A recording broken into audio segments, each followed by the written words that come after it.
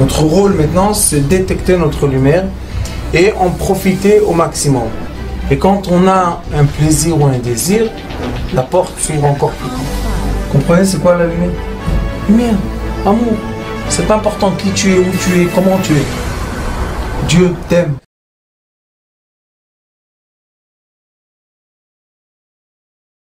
Aujourd'hui, on a un cours magnifique. Qu'est-ce qui est magnifique dans ce cours? C'est qu'aujourd'hui on est Hanouka et on allume les bougies de Hanouka ensemble. Et bon, Hachem, on a des pièces de bracha pour tout le monde. Et on est dans le psaume Koach 28. Et je me suis dit, quel est le rapport entre le psaume 28 de Bereshit et Hanouka? Qu'est-ce qu'on va faire? Dieu m'a éclairé la conscience et il m'a dit, il y a un secret de 8. Quel secret de 8? Vous savez, il y a des étincelles comme ça qui viennent. Alors l'étincelle est venue. Et qu'est-ce qu'il est écrit ici? Regardez. Vayevarech otam Elohim. Dieu les a bénis. Vayomer lahem Elohim. Dieu leur a dit, Prou-urvu, multipliez-vous et fructifiez-vous. Ve-mil'u, ou mil'u et haaretz, et remplissez la terre. Ve-chivshua, urdu betgat hayam, ou be'of hashamayim, ou be'kol hachaya, romeset al haaretz. Ça veut dire que vous devez conquérir la terre et vous devez maîtriser les poissons, la volaille et tous les animaux sur terre. Donc l'être humain a un rôle. Si on ferme la fenêtre là-bas, ça va pas faire de bruit. Donc l'être humain a un rôle important. Mais comment il peut avoir l'accès à ce rôle important? Regardez, magnifique. Vayevarech, un vav. Otam Elohim. Vayomer, un deuxième vav. Lahem, Elohim, Prou, Urvu, troisième vav. Umalu, quatrième vav. Et Haaretz, Ve-chivshua, cinquième vav. Urdu, Betgat hayam, ou be'of hashamayim, septième. Ou Vechol, hachaya, romeset al haaretz. Combien de vav on a? 8 vav. Le vav, c'est nom. Vav, c'est lettre, ici, Zeirampim. C'est lettre, derrière. Nous, le Vav, on est. Après, c'est bien le Vav.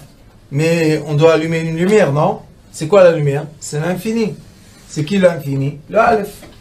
Aleph, Aloufo Shelola. Regardez. Vayevarech otam, Aleph. Elohim, Aleph.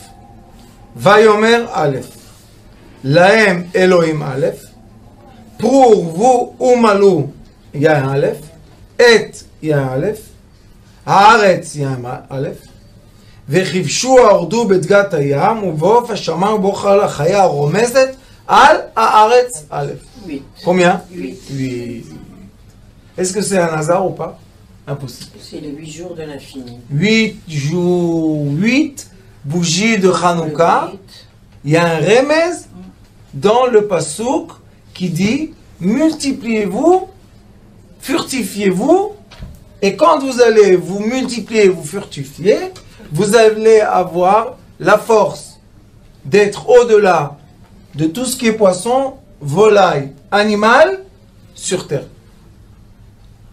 Mais pour être dans ce degré de contrôle, on est obligé de faire la connexion entre 8 vav et 8 aleph. 8 vav et 8 aleph. J'ai compté 8. Et l'homme et le céleste. Maintenant, comment on fait la connexion entre l'homme et le céleste? On a l'homme qui est écrit ici, qui va se disperser sur terre. D'accord? Il va rencontrer de la volaille, le poisson, les animaux, la terre, tout ce qui est les plantes, tout ça. Donc il va se disperser. Parce que sur terre, on ne peut pas avoir dans le même endroit un arbre d'olivier et un palmier sur le même endroit. C'est pas possible. Un à côté de l'autre. Ça veut dire que ce monde-là, c'est le monde de la séparation. Mais cette séparation de ce monde, c'est l'union céleste. Le Vav, qui est le monde inférieur séparé, est connecté tout le temps, au monde supérieur uni. Et quand on allume les bougies de Hanouka, ce qu'on veut montrer, ce qu'on veut faire, s'il y a deux faits que les êtres humains, eux, ont eu l'action, la première action, c'est Hanouka et Purim. Ce sont deux fêtes. Oh, enfin! Enfin, combien je dois prier pour ça? Bah, vous étiez pas là, hein, c'est pas ma faute. Ah, c'est moi qui n'étais pas là? Bah oui, vous étiez en vacances à Marseille. C'est bien, donc on est transparent. Tout à fait. Donc on a les forces de l'être sur terre et on a les forces célestes. Maintenant, quand on trouve 8 fois Vav et 8 fois Aleph, c'est pas pour rien. Parce que Vav et Aleph, c'est 6 et 7, c'est le 7 et 1, c'est les 7 jours de la semaine. Dans la Hanoukia, on allume 8. Pourquoi? Parce qu'on veut connecter les 7 attributs inférieurs avec la première attribut supérieure des 3 attributs. On a 3 attributs supérieurs, Keter, Chokhmah, Bina. Après, on a 7 attributs inférieurs. On arrive à la 7e qui est Malchut, le monde. Et ce 7e-là nous connecte au 8e. C'est-à-dire on est obligé, pour être connecté au supérieur, on est obligé d'être connecté à l'inférieur. Parce que toutes les lumières supérieures sont là dans ce monde inférieur. Tout ce que Dieu a voulu donner de lui pour nous existe là dans la matière. Donc, Hanouka, c'est prendre la matière pour l'élever vers les cieux. Qu'est-ce qu'on veut dire en effet? Vous savez que Hanouka, c'était la guerre du peuple juif contre les Grecs. Les Grecs en hébreu, Yavan. Pourquoi en latin c'est pas Yavan? Pourquoi? On devait les appeler les Yavanim, en latin aussi, Javin, je sais pas quoi. Non, Grecs, ils ont un autre nom. Nous on les appelle Yavan. Pourquoi Yavan? Parce que Yavan, c'est les 3 lettres essentielles de la langue hébraïque. On a Yud, Vav et Nun. Toutes les lettres, les 27 lettres, parce qu'on a les lettres de fin, Nun, Sofit, Chav, Sofit, on a les lettres de fin. Toutes les lettres sont composées d'un Yud, d'un Vav et un Nun, Sofit. Exactement. On a le petite lumière, moyenne lumière, longue lumière. Dans la Kabbalah, on dit, le Zohar Kadosh dit, on a l'étincelle, un Yud, on a l'étoile filante, un Vav, et les étoiles qui tombent sur terre, un Nun. Parce qu'il y a des étoiles qu'on les voit tomber, comme si qui tombent sur terre. Il y a des étoiles qui sont filantes dans le ciel comme ça, et il y a les étoiles qui sont comme des étincelles. Donc on a 3 étoiles. Si je veux écrire la lettre Aleph, qu'est-ce que j'écris? Un Yud, un Vav et un Yud. Si je veux écrire la lettre Gimel, un Vav et un petit Yud. Si je veux écrire la lettre Het, 2 Vav et un chapeau. Tête, j'ai 3 Vav, comme ça, un dans l'autre. Le Lamed, c'est un Vav, 2e, 3e. Oui, le Chaf, c'est un Vav sur l'autre. Après, j'ai Lamed. Après, j'ai Mem. Oui? Donc, toutes les lettres hébraïques, leur base, c'est Yud, Vav, Nun. Qu'est-ce qui s'est passé avec les Grecs? Les Grecs, ils ont eu l'intelligence, et la preuve, c'est qu'on les récite dans le Talmud. Ça veut dire que ce n'étaient pas des gens bêtes, c'était des gens très, très intelligents. Et ces gens très intelligents, ils sont arrivés à la connaissance des 3 lettres d'origine. Ça veut dire qu'ils ont eu la possession des lumières. Et ils possédaient, c'est les premiers qui ont dit les signes zodiaques. Philosophie. C'est les premiers qui ont fait, ils ont fait beaucoup de choses. Hein. Ne croyez pas que les Grecs c'est des idiots. C'est des gens très intelligents. La sagesse grecque est très intelligente. Très intelligente. Sauf une chose. Eux, ils ont dit, on va s'approfondir dans l'intelligence jusqu'à quand qu'on va être capable de dévoiler les cieux. Mais quand ils ont dévoilé les cieux, ils ont remplacé la présence divine éternelle en présence finie. Ils ont fait des signes, des trucs, des statues, leur corps. Ils ont fait beaucoup d'idolâtrie. Pourquoi? Parce que à la fin, c'est que la personne, quand elle monte dans le savoir, ou elle s'annule aux cieux, ou au contraire, elle veut profiter de son corps. C'était la même erreur qu'ont fait les Égyptiens, les Grecs, les Romains et la technologie d'aujourd'hui. C'est la même chose. C'est une religion. Hein. Sachez que la technologie aujourd'hui, c'est la religion la plus grande sur Terre. Les gens ont des paroles comment programmer, c'est tout un langage. Ils ont des actions qu'ils sont obligés de faire pour profiter de la technologie. La technologie leur parle, la technologie leur envoie des messages, la technologie leur montre des images. C'est pas une blague, hein? Et comme les gens sont addicts, il y a des gens, vous savez, ils se lèvent le matin, la première chose qu'ils font, ils ouvrent le téléphone. Pourquoi? Qu'est-ce qui s'est passé? Et il y en a qui ne ferment jamais le téléphone. Qu'est-ce qui va te raconter le téléphone maintenant? Et ça, c'est une addiction. Qui m'a envoyé? Facebook, c'est l'addiction des addictions, des addictions, des addictions. Et comme ça, les gens commencent à devenir addicts. Dès que je suis addict à quelque chose, je ne peux plus avoir ma propre identité. C'est une religion. Comme toutes les religions. Qu'est-ce qu'elle dit la Torah? Lève-toi, rince les mains, après ça tu fais ça, après ça tu fais ça, après ça tu fais ça. Tu as un mode d'emploi, comment te comporter toute la journée, d'accord? Et toute la vie aussi. Qu'est-ce qu'ils font, je sais pas, le christianisme? Il y a un mode d'emploi, tu fais ça, ça, ça, ça. Si tu veux appartenir au bouddhisme, tu es obligé de faire ça et ça et ça et ça. Ça veut dire quoi? Non, moi je veux m'appeler le bouddhiste, mais je vais faire les règles religieuses juives. Qui je suis? J'ai pas d'identité. Donc la technologie aujourd'hui, elle donne une identité aux gens. Et les gens savent. Moi je suis webmaster, moi je suis graphiste, moi je suis tel, l'autre c'est un professeur, l'autre c'est un étudiant, moi j'ai fait exit. Vous savez, les gens qui ont fait un exit, ils sont plus importants que les gens qui font start-up. Il y a toute une...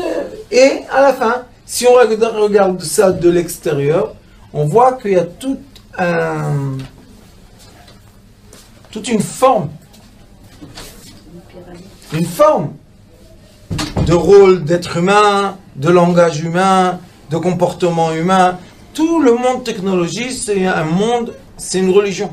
Parce que la religion, c'est la racine du mot religion, c'est règles. Si tu es obligé de te comporter avec certaines règles pour réussir de faire quelque chose, ça devient ta religion. Les gens disent non, moi je suis juif, je garde les règles du juif, et je suis technologique aussi. Ça ne veut pas dire qu'un juif ne peut pas utiliser la technologie. On peut faire les deux. Mais je peux utiliser le plastique, je peux utiliser ça, j'utilise. Mais ça ne devient pas ma règle, je ne suis pas obligé de le faire. Quand est-ce que je deviens religieux? C'est quand les règles m'obligent de me comporter d'une certaine façon. Alors qu'est-ce qu'ils ont fait? Ils ont dit je me libère de toutes les règles. La technologie, ils ont dit moi je me libère de toutes les règles, je m'en fous, je fais ce que je veux. Tu as raison. Mais à la fin, pour avoir Bitcoin, tu es obligé d'ouvrir un compte en banque, tu es obligé de verser de l'argent, tu es obligé de faire une commande, de dire je veux faire passer l'argent là et là. Pour faire, je sais pas moi, Bit aujourd'hui, acheté par Bit, tu dois décharger la technologie. Donc on a des règles, on est obligé de suivre certaines règles. Pourquoi c'est Hanouka, des règles et Bereshit, le début de tout? Parce qu'au début de tout, Les règles ont été données. On n'a pas encore vu quelqu'un qui a inventé des règles qui ne sont pas écrites. On n'a pas vu. On veut. Si quelqu'un peut nous trouver ici quelque chose qui n'a jamais existé, on sera très content de savoir. Mais c'est impossible. Pourquoi? Parce que la lumière du Aleph, le Aleph, c'est le début de tout. Le Aleph en hébreu, c'est la première lettre hébraïque. Le Aleph, il est écrit un Yud, un Vav et un Yud. D'accord? Et le Yud, c'est une étincelle. Un Vav, c'est l'horizon. Et Yud, c'est l'étincelle qui est en dessous de l'horizon. Donc tout ce qui est en haut et en bas. Maintenant, c'est pas pour nous obliger de quelque chose. Parce que les gens pensent qu'ils font ce qu'ils veulent. Mais à la fin, on fait ce qu'on veut avec 2 mains, 2 pieds, un corps et une tête. Et on n'a pas vu quelqu'un qui a fait pousser une main ici, la 3e, et avec cette main, il se chatouille le dos. Alors, on n'a pas vu. Eh bien, quelqu'un qui se dit, tu sais, moi, j'ai 4 jambes. On a 2 jambes, 2 mains, une tête et un corps. Et en général, les gens de tout le monde entier, qu'ils soient dans une jungle, qu'ils soient dans une forêt, qu'ils soient dans un désert, qu'ils soient dans une ville, on a tous les mêmes traits de caractère. Tout le monde a l'envie de l'amour, tout le monde. Tous les hommes et les femmes jeunes ont l'envie d'être ensemble. Tout le monde a des enfants, de la même façon en plus. J'aurais dit non, les Indiens font les enfants comme ça, les autres font les enfants avec le nez, et les autres vont faire les enfants, ils vont se chatouiller ici. Mais non, on a tous les mêmes choses. Donc, à la fin, en grand, on se comporte tous de la même chose. De la même façon. Où c'est écrit? Ici. Vayevarechotam. Dieu les a bénis. Et je vous ai dit que Barer, c'est, dans le mot Barer, on a le mot Bar, fils, et on a Chaf et Vav. Chaf et Vav, c'est 26. On a le mot Bari, Bri, mon fils, et le nom 26. Donc chaque fois qu'on dit qu'il y a une bénédiction, on se dit, je suis le fils. Pourquoi? Parce que le père donne à son fils. L'esclave doit travailler pour recevoir. Mais le fils ne doit pas travailler pour recevoir. Il reçoit de son père par amour. Donc Dieu dit, Vayevarer, vous êtes les enfants bénis de Dieu. Et maintenant il leur dit, Otam, vous, ça veut dire que l'enfant doit se séparer des parents pour lui-même se reconstruire. Rien fait. Elohim, c'est le nom divin. Vayomer, et maintenant on a encore une fois le quoi? Le Yomer. On a la parole qui est avant tout. Vayomer lahem. Dieu leur a dit. Pour dire ça, on est obligé d'expliquer que Vayomer, c'est Or et même, Yud, vous vous rappelez, on a dit Or Nun, c'est la lumière qui descend de l'infini jusqu'à la fin. Et après, on a la M. La M, c'est à eux. Pour dire à eux, on est obligé d'être loin. Pour dire nous, on peut être un à côté de l'autre. Mais pour dire eux, je suis la M, je suis obligé qu'ils soient éloignés de moi. S'il est éloigné de moi, il y a la vision. Parce que je vois quelqu'un quand il est éloigné de moi. Donc on a la parole et la vision. Encore une fois le nom divin. Et il leur dit, Pro ou vous. Vous devez, écoutez, c'est très profond ce qu'il dit. Vous devez, pour être béni, vous détacher de moi pour vous re-attacher à vous. Non? Pour être béni de Dieu, on est obligé de se détacher de lui pour se rattacher entre nous. Si on s'attache entre nous, il y a un doute. Donc on est attaché. Exactement. Ah, c'est que moi, c'est vous. C'est vous.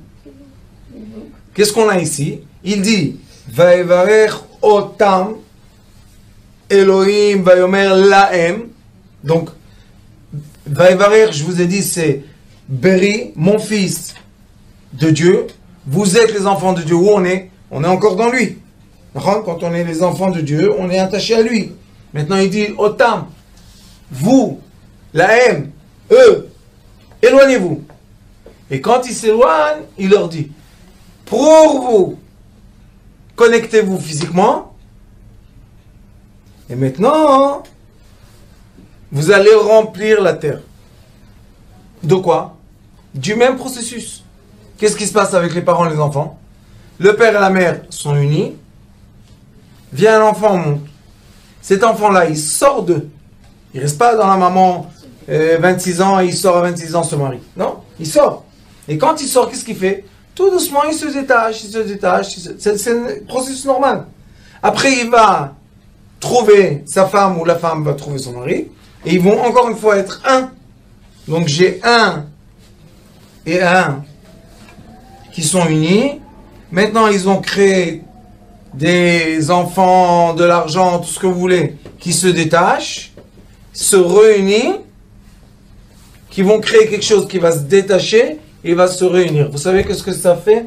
Ça fait comme la chaîne de chromosomes.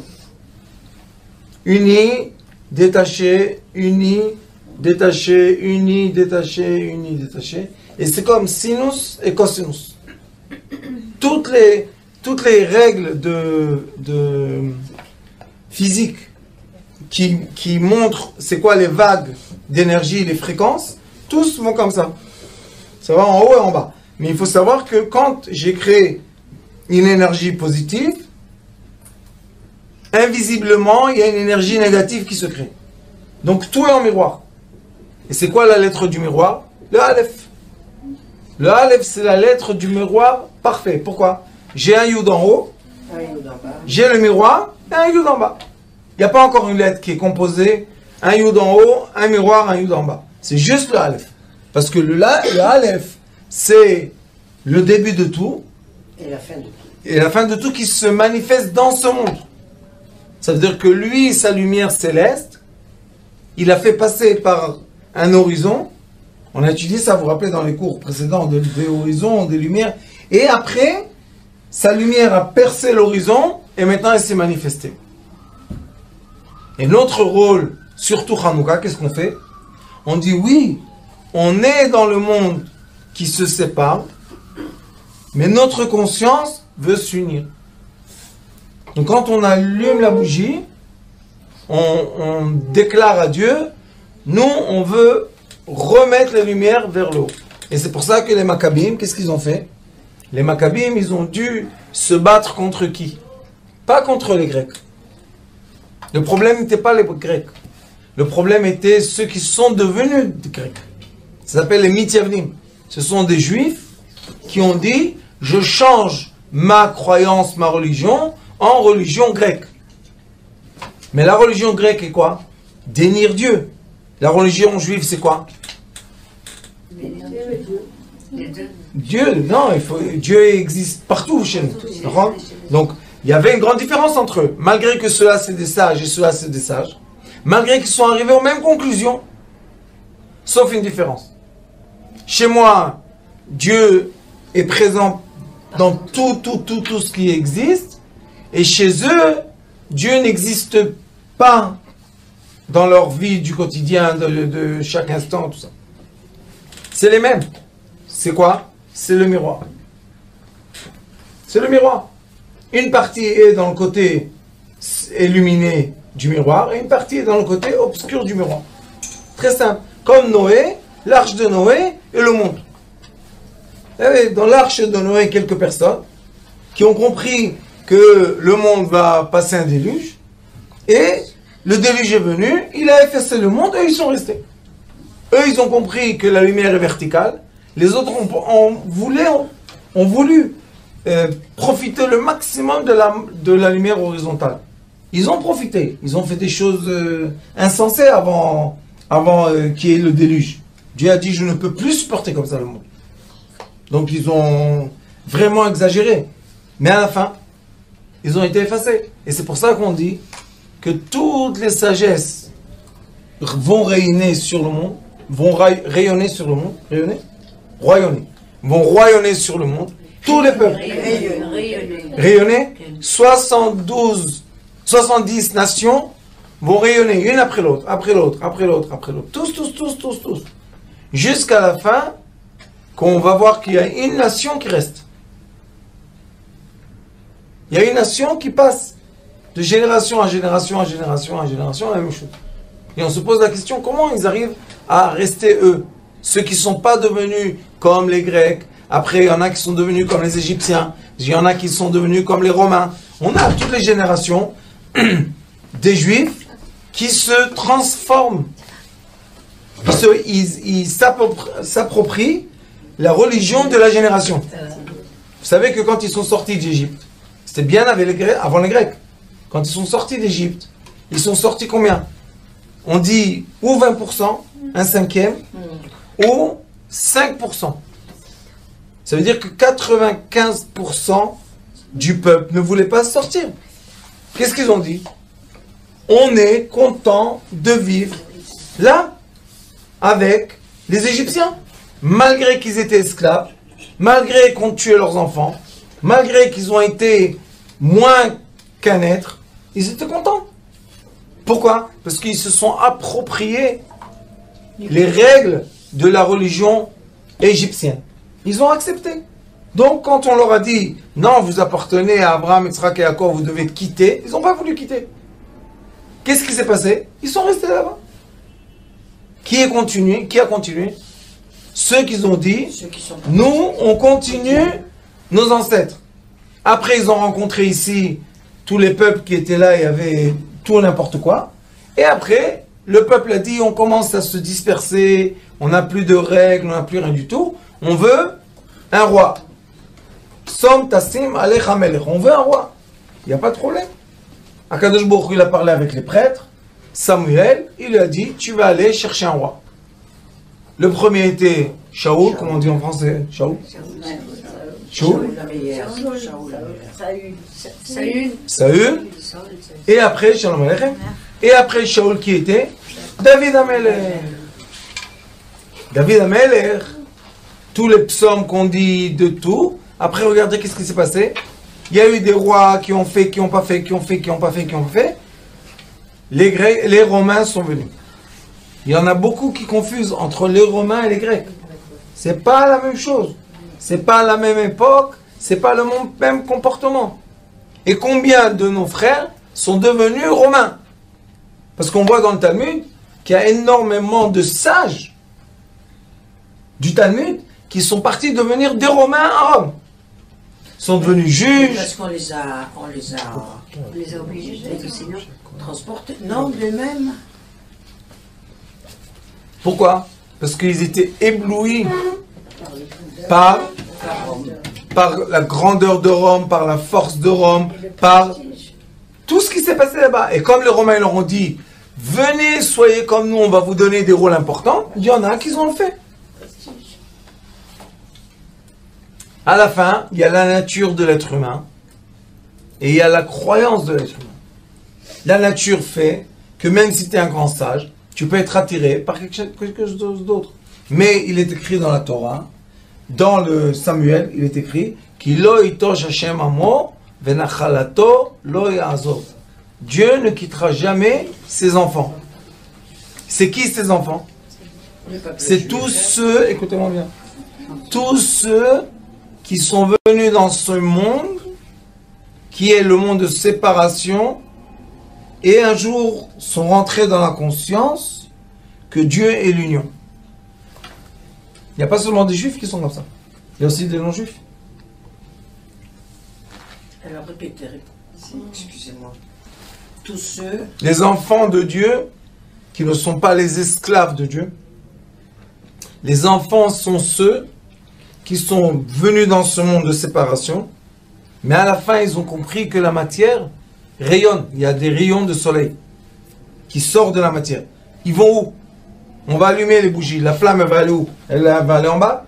Elle monte en haut. Donc eux-mêmes, ils ont compris, dans toutes les religions, il y a des gens comme ça, qui comprennent qu'il y a le céleste et l'infini. Ils comprennent ça. Eux, ça s'appelle Chassidé ou Motorlam. Les non-juifs qui sont justes. Et il y a des juifs qui sont justes. Mais comme on a des juifs qui deviennent comme d'autres, malgré qu'ils restent d'identité juive, il n'y a rien à faire. Eux, ils font ça. Eux, ils se séparent de la vision illuminée. Et il y a des non-juifs qui sont aussi séparés de la vision illuminée. Ils sont dans l'idolâtre, ils sont dans plein de choses. Mais il y en a aussi, je répète encore une fois, non-juifs et juifs qui sont dans la lumière droite. Ça s'appelle la lumière Or Yashar et la lumière horizontale. Les lumières qui se dispersent dans la matière, toutes sortes de matières, toutes sortes de boissons, toutes sortes de personnes, toutes sortes de choses. Et comme ici, on a l'élément de prouveau, on a l'élément de l'intimité. Une chose, je vais dire, parce que sur la chaîne YouTube, il y a beaucoup de cours en français d'intimité que j'explique, mais une chose est très importante de comprendre, c'est que quand il leur dit « Atem, la M, vous, eux », il dit « séparés ». Et après, il leur parle « prou » ou « vous ». Il leur parle les deux en une langue. Sinon, il aurait dû dire « Ata vei » ou « vei »,« Ata veat ». Non, il leur a dit « prou » ou « vous ». Qu'est-ce que ça veut dire? Ça veut dire qu'en effet, le Zohar HaKadosh nous explique que nous avons la permission et l'accès par l'acte intime de redevenir l'âme du début. Et c'est la femme qui est capable de monter au-delà du Vav, dépasser le Vav et emmener l'homme et la femme dans le Yud céleste. Et ça fait le lien entre nous, terrestres, et le monde céleste. Mais il y en a que non. Il y a un Vav qui sépare, un horizon, et ils disent on ne peut pas dépasser l'horizon. Impossible, comment on va dépasser l'horizon? Mon Rav m'a raconté qu'au Yémen, elle est construite, il y a des villes, des petits villages comme ça, et il y a des... C'est comme un peu en Chine, il y a des montagnes qui contournent le village. Et pour passer d'un village à un autre, tu es obligé de dormir dans la montagne. Et il disait que dans la montagne, on a peur de dormir. Parce que peut-être il y a des voleurs, il y a des entités, il y a des trucs. Alors les gens avaient peur. Alors qui étaient les seuls qui pouvaient passer d'un village à l'autre? C'est ceux qui savaient ne pas être attrapés par les entités. C'est ceux qui n'avaient pas peur. C'est la même chose avec l'horizon. C'est vrai qu'on est dans ce monde-là de lumière dispersée, mais on ne doit pas avoir peur d'être une lumière unie. Les gens, ils ont peur de faire un accord de paix. Pourquoi tu as peur? Tu n'as pas peur. Non, mais qu'est-ce qui va se passer si il y aura encore une fois un problème? Tu fais encore une fois une guerre. Quelle est la peur? Non, c'est pas possible. On reste comme ça. Comme c'est, on reste. Oui, mais les guerres en tension de guerre comme l'Amérique et la Russie et le nord du Corée, le sud du Corée, toutes ces tensions-là, ça fait pas du bien. Ça crée des séparations, ça crée des morts pour rien du tout. Et à la fin, ils font des paix. Alors pourquoi tous les morts? Oh, Rabbeinu, alors pourquoi tous les morts? À quoi ça sert? Ça sert à rien du tout. Ah, Dieu il nous dit, vous voulez être dans le verset, et c'est le verset 28, Koar, dans le verset de la force, Koar c'est 2 fois Yad, 2 fois 14, et 14 c'est la main. Donc main dans la main, qui est le verset de la force, Koar, on a, c'est reste Chidush, Pasuk 28, 8 פעמים Vav, 8 fois la lettre Vav, V, et 8 fois la lettre Aleph. Donc on a la Chanoukia. On a le Vav en bas, et on a le Aleph en haut.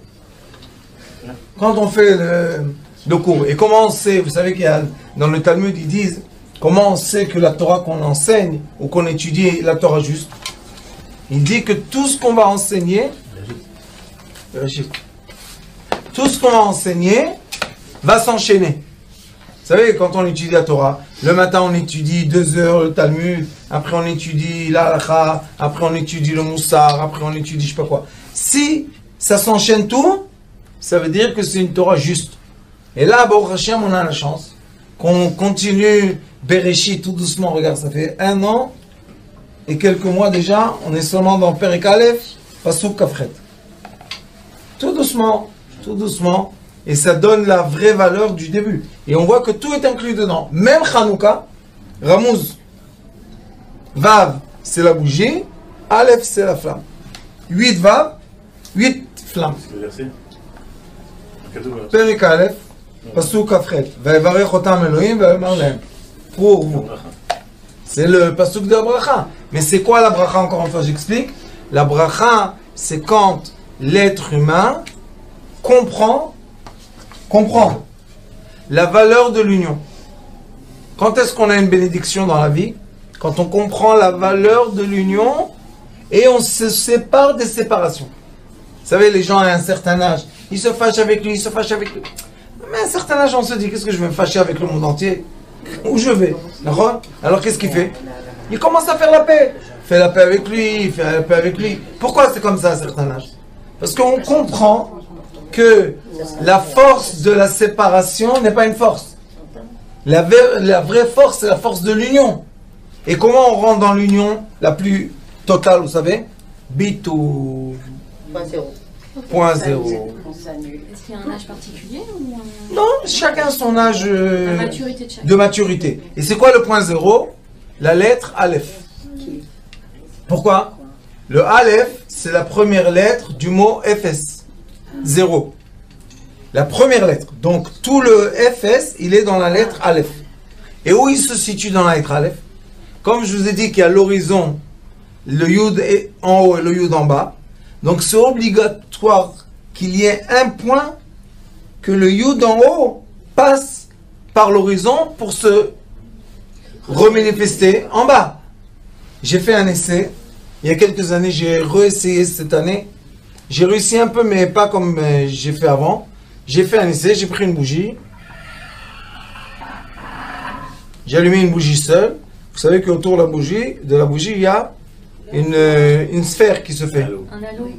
Un halo. halo. Mais c'est comme une sphère. Et la limite de la sphère est rouge. Vous connaissez? Ouais. Et après, d'après les livres de Kabbalah, si je perce la sphère avec un tuyau, la sphère se multiplie. Donc j'ai pris un tuyau avec une pince et j'ai fait rentrer le tuyau dans la sphère comme ça, tout doucement.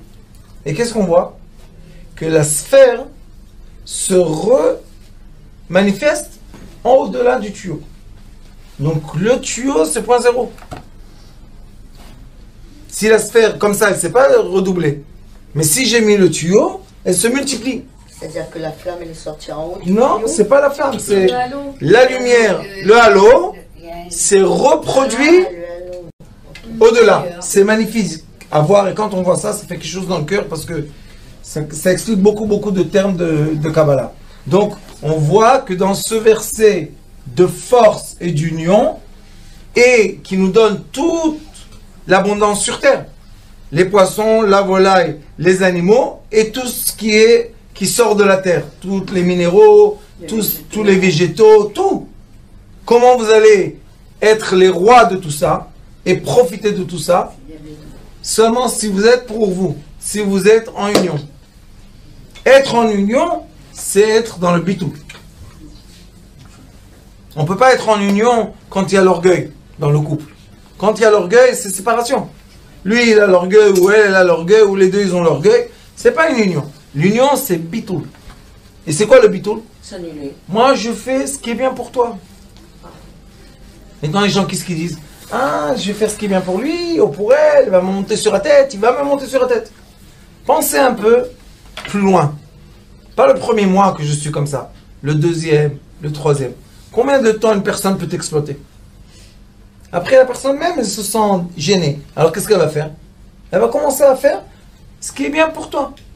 Et on a un couple qu'au lieu que chacun fait ce qui est bien pour lui, qui sépare, Mais n'oubliez pas que moi, je me suis rempli le verre et elle se remplit le verre. Chacun de soi-même. Donc on ne sépare rien au lit. Mais quand moi, je fais ce qu'elle, elle veut, et elle fait ce que moi, je veux, si vous regardez les verres, ils vont être pleins aussi. Puisque moi, je remplis son verre, elle remplit mon verre. Mais qu'est-ce qu'il y a? Il y a... Une union. C'est pas l'union. Ah, C'est deux verres renversés, pleins, sauf qu'ils se sont croisés. Et comme ils se sont croisés, il y a... Vous voyez, il y a un Aleph, c'est un Aleph. Et dans le Aleph, il y a le point d'union. Et puis c'est pour ça que ce verset-là, qui est le verset de l'abondance, du Koach, de Bracha, dans ce verset-là, il y a tous les secrets de l'union. Pour profiter du monde entier. Même si moi j'ai mon verre plein, et elle a son verre plein, mais elle s'est remplie toute seule le verre, et moi je me suis rempli tout seul le verre, on ne profite pas du verre. Mais si quelqu'un m'a rempli mon verre, et moi j'ai rempli à quelqu'un d'autre du verre, on est content, comme un cadeau. Pourquoi les gens sont contents d'un cadeau? Tu peux acheter tout seul. Va au magasin, achète. C'est la signification de quelqu'un qui m'a donné. Et comme il m'a donné, il y a eu l'échange. Comme il y a eu l'échange, il y a le Aleph. Et le Aleph, c'est ce qu'on a ici, 8 fois Vav, 8 fois Aleph. Que Dieu, Bezrat Hashem, nous bénisse tous. Amen. On ait toujours cette sagesse de Aleph et de Vav, et qu'on puisse vraiment profiter de la bracha. Je pense que ce passouk-là, on va en parler encore une fois au moins, parce qu'il est... Sauf qu'aujourd'hui, je voulais voir comment il y a Hanouka dans le passouk. Alors avec l'aide de Dieu, on va bénir les bougies. נכון? לשמי חודקות שבראשכם תבטחים חדשה. תעודות תעודות ותבחו בשם בשם כל ישראל. הנה אנחנו באים לקיים מצוות רבותינו זכרונם לברכה להדליק נר של חנוכה. ומוזל לנו בספר בראשית פסוק, פרק א' פסוק כ"ח. ובעזרת השם הריני מכוון כדעת כל המכוונים, והריני מבטל דעתי אל דעתם. ובעזרת השם תתקבל מצווה זו לפניך, בייחוד השלים בשם כל ישראל. בורכתו אדוני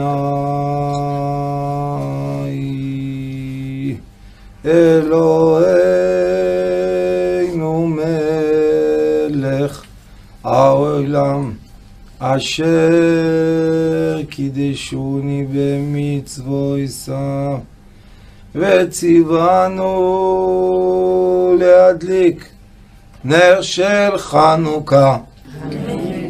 ברוך אתה אדוני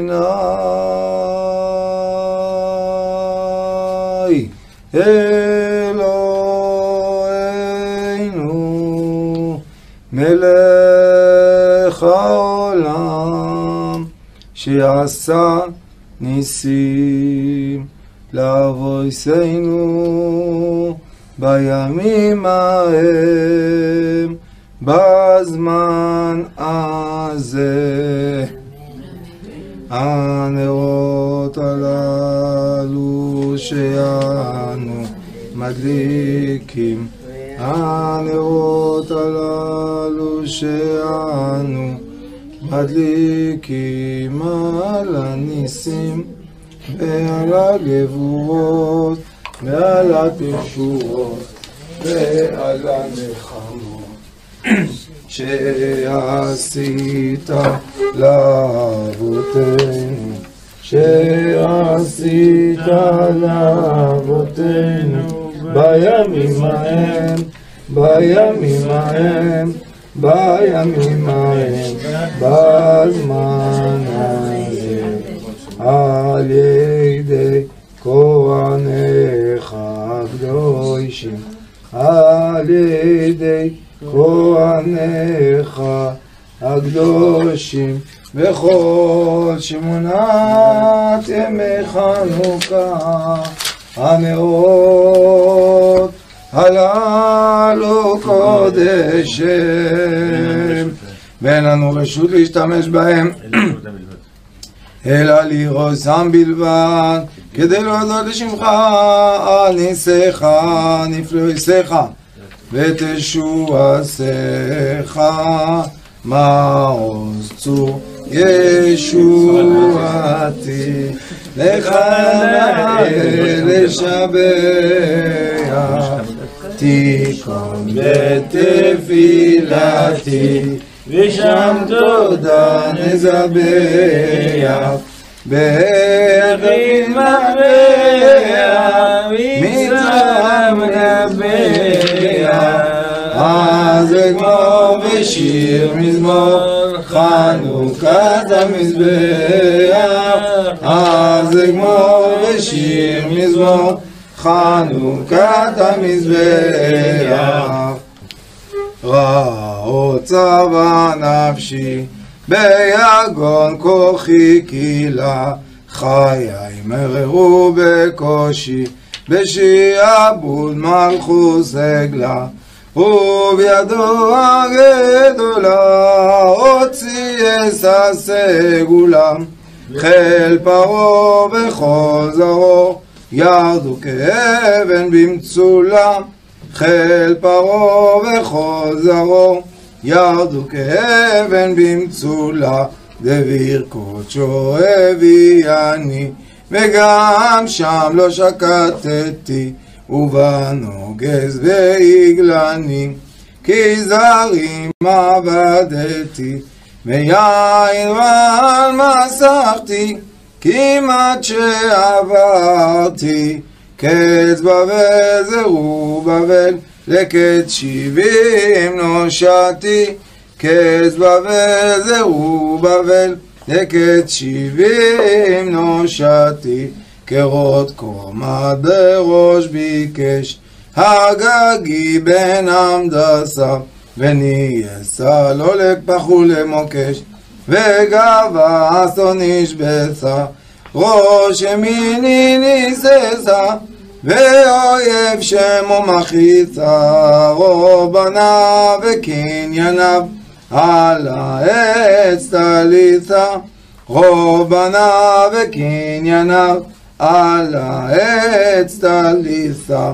יוונים נקבצו עליי, אזי בימי חשמנים, ופרצו חומות מגדלי, וטימו כל השמנים, ומנוסר קנקנים, נעשה נס לשושנים, בני בינה ימי 8, קבעו שירו עננים, בני בינה ימי 8, קבעו שירו עננים, חשוף זרוע קודשך, וקרב קץ הישועה, נקום נקמת דם עבדיך, מאומה רשעה, כי אכלנו הישועה, ואין קץ לימי הרעה, דחי אדמון בצל צלמון, הקם לנו רואי שבעה, דחי אדמון בצל צלמון,